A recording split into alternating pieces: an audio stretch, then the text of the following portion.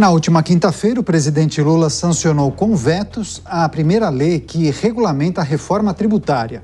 Então, para a gente entender o que pode, de fato, mudar a partir de agora, vamos conversar com a advogada especializada em direito tributário, Renata da Silveira Bilim, a quem eu agradeço demais pela participação. Doutora, seja muito bem-vinda mais uma vez aqui à programação da Jovem Pan. Obrigada a vocês, uma boa noite. Estou aqui à disposição aqui para tirar qualquer dúvida de vocês. Pois é, para começar, doutora Renata, o presidente da República falou durante o evento que a reforma tributária seria o maior legado do seu governo. Mas eu tenho visto muita gente frustrada com o resultado, a começar pelo IVA, né? O IVA, Imposto sobre Valor Agregado. Não pela simplificação do sistema, que parece o lado positivo, mas com a possibilidade de a gente alcançar o IVA mais alto do mundo, algo em torno de 28%, passando inclusive da Hungria, que seria de 27%. Para abrir essa entrevista aqui, queria que a senhora nos dissesse o que isso vai significar na prática, ter o IVA mais alto do mundo. Bom, tradicionalmente, a nossa tributação no Brasil, as escolhas políticas que temos, é tributar mais o consumo em detrimento da renda. Hoje a gente já tem uma tributação sobre o consumo significativamente alta.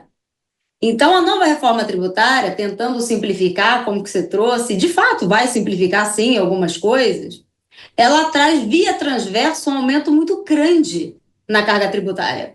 Então, se a carga tributária regressiva que nós temos hoje, em que quem ganha menos acaba pagando mais, se do jeito que a gente tem agora já não é uma coisa satisfatória, eu fico imaginando daqui a pouco tendo o maior IVA do mundo, e é exatamente isso. Hoje nós temos a 27%, que é o IVA da Hungria, nessa projeção que a gente vem escutando até 28%. Eu fico imaginando se de fato seria o momento desse tipo de aumento acontecer.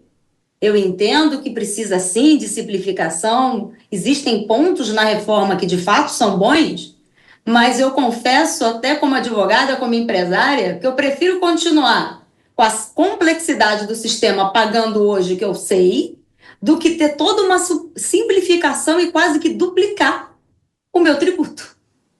Sem contar toda aquela questão, de retorno à população, de aplicação das verbas nos locais adequados. Será que isso vai acontecer? Eu entendo que se exista e se queira ter um legado de uma reforma tributária, mas será que vai ser um legado mesmo da forma como as coisas vêm acontecendo? Eu confesso a você que eu tenho as minhas dúvidas. Agora, doutora, quando a gente fala de uma mudança no sistema tributário, quem nos acompanha, nossos ouvintes, telespectadores, claro que a pessoa talvez fique em dúvida, né? Bom, mas como isso mexe com o meu dia a dia? Eu que faço as compras, vou no mercado, na feira, na farmácia.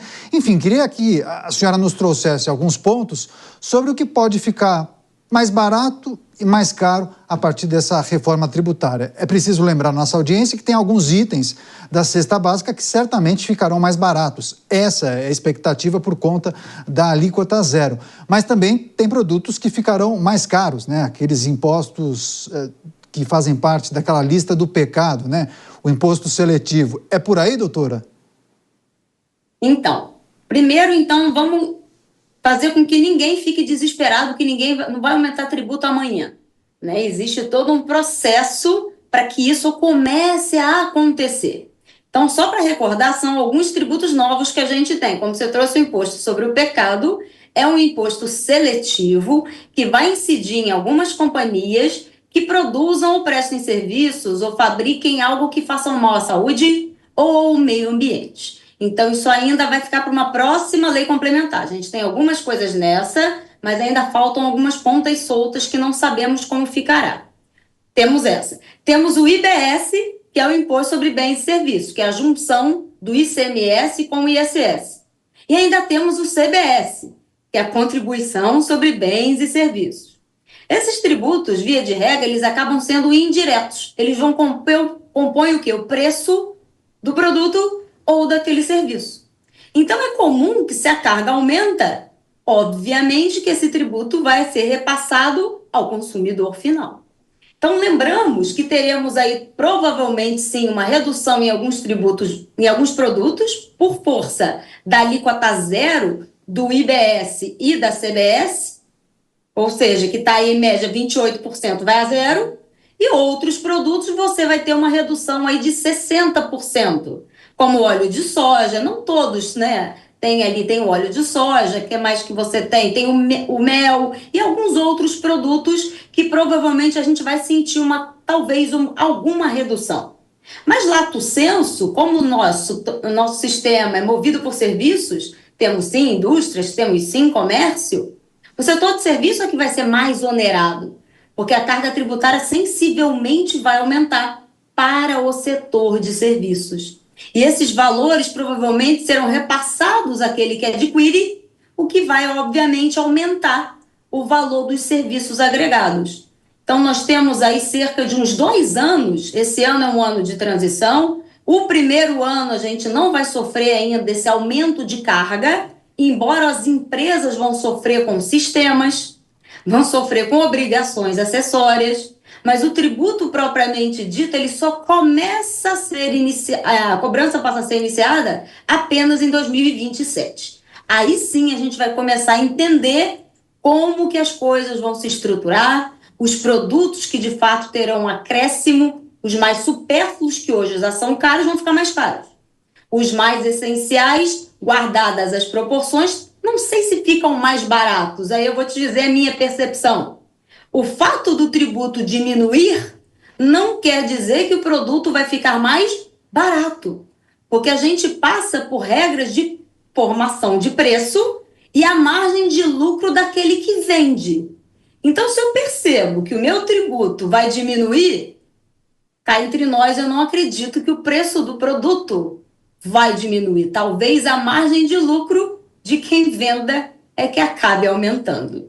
São algumas pressuposições aqui que eu trago para vocês. Não, muito interessante. Inclusive, nós já nos deparamos com um cenário parecido quando há redução no preço dos combustíveis. Só que o preço que é vendido na refinaria não é sentido, por exemplo, pelo consumidor, porque os intermediários acabam ficando com essa fatia, que é justamente quando ele ganha dinheiro, né? A margem de lucro aumenta justamente nesses momentos. Agora, doutora, quais distorções / erros a senhora identificou nessa regulamentação? Eu vi muita gente criticando a inclusão, por exemplo, do carro elétrico no imposto do pecado, né?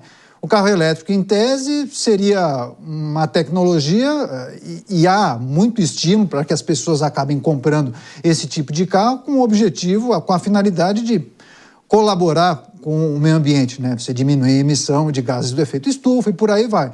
Mas daí esse carro é incluído na lista do pecado. Enfim, além desse exemplo, tem algumas distorções identificadas pela senhora nessa regulamentação? Eu costumo dizer que quando a gente tem um tributo novo como esse, muita coisa vai acontecer no meio do caminho. Mas se a ideia é você tributar mais algo que faça mal à saúde ou que prejudique o meio ambiente, independente do lobby dos setores, o conceito ele deve ser observado. Então, quando a gente pega o exemplo que você trouxe do carro elétrico, que é menos poluente, logicamente vai ter menos dano ambiental.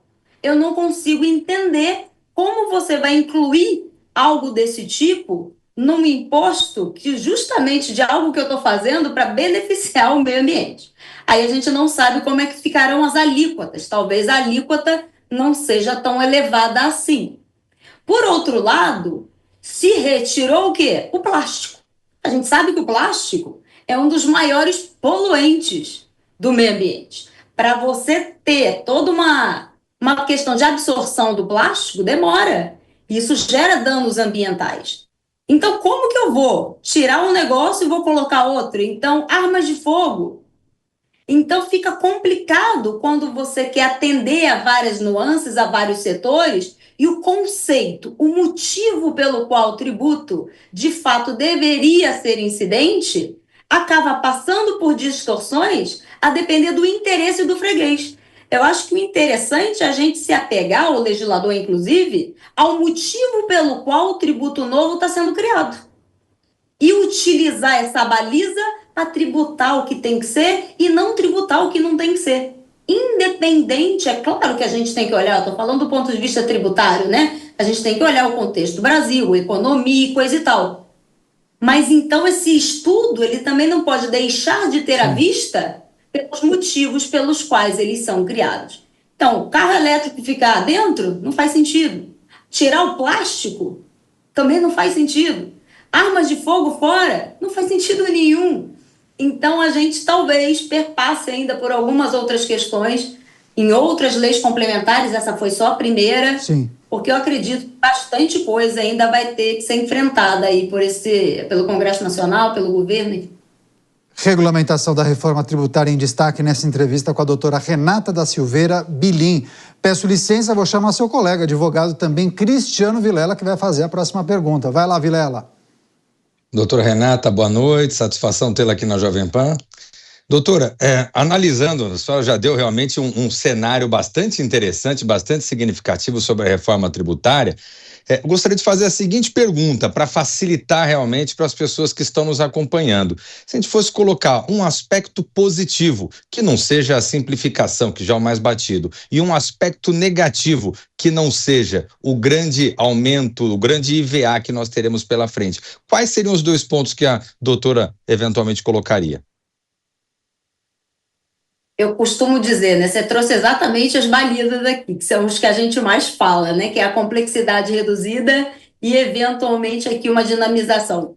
A reforma tributária, como sempre, na minha opinião, inclusive, aí eu estou dando a minha opinião como técnica, me parece que o ponto maior negativo está antes disso. Me parece que o IBS, por si só, ele é inconstitucional e por força do Pacto Federativo, a questão dos impostos, a questão dos municípios. Como que você vai ter gerenciamento desse imposto? Então, independente da gente trazer todas essas outras questões, um ponto negativo que a gente acaba esquecendo está até antes de um eventual aumento de carga, que é a própria questão formal desse tributo poder existir na ordem constitucional que temos hoje. Então, me parece que esse é um bom ponto negativo que pouca gente, às vezes, esquece e talvez o próprio Supremo tenha que embarcar e tenha que avaliar a natureza desses novos impostos como quebra de um pacto federativo, que é uma cláusula que não pode ser suprimida na ordem política que a gente vive hoje. Agora, do ponto de vista de vantagens, ao meu ver, nesse primeiro momento, eu percebo apenas realmente a questão da simplificação. Se de fato o IBS for constitucional, ele está aí para ficar. Quando a gente pega um ICMS, que são 27 legislações completamente diferentes, uma série de classificações fiscais, e você gera uma uniformidade, não tenha dúvidas que isso vai gerar uma simplificação, não só com relação ao pagamento do tributo, mas também com a operacionalização. Hoje eu preciso de muitos contadores para fazer planejamento tributário, de códigos de classificação fiscal de uma série de produtos. Quando você tem uma certa uniformização entre estados, substituição tributária que talvez fique mais isonômica dentro do território nacional, questões como o DIFAL, isso tudo, embora perpasse pelo processo da simplificação, são questões que trazem um custo maior para a empresa, não é só pagamento do tributo, tem todos os custos para apurar esse tributo. Então, partindo do princípio que simplifica, o meu custo também como empresária acaba modificando, eu tenho mais clareza e, quem sabe, aí menos demandas a serem trazidas dentro do Poder Judiciário, que pode ser uma futura consequência positiva de uma reforma tributária. Certamente voltaremos a conversar sobre esse assunto, viu, doutora? Quero agradecer demais pela participação. Renata da Silveira Bilim, advogada especializada em direito tributário. Boa noite, bom fim de semana e até a próxima, doutora. Vocês um bom final de semana.